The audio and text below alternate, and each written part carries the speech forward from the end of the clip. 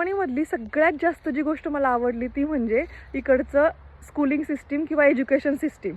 म्हणजे तिथे काय शिकवतात त्याच्याबद्दल मी नाही बोलत आहे, पण इकडे 6 वर्षाचा जर मुलगा झाला तुमचा मुलगा किंवा मुलगी, तर 6 वर्षाच्या पुढच्या मुलांना इकडे कंपल्सरी तुम्हाला शाळेत पाठवावं लागतं, असं रूल आहे इकडे. आणि असं नाही की तो रूल फक्त कागदावर आहे. तर इकडचे जे गव्हर्नमेंट आहे तर ते बघतात पण की फॉलो होतोय का नाही. जर मुलांना तुम्ही घरी ठेवलं ना असं पोलिसांना कळालं तर पोलीस तुमच्या घरी येऊन चौकशी करतात.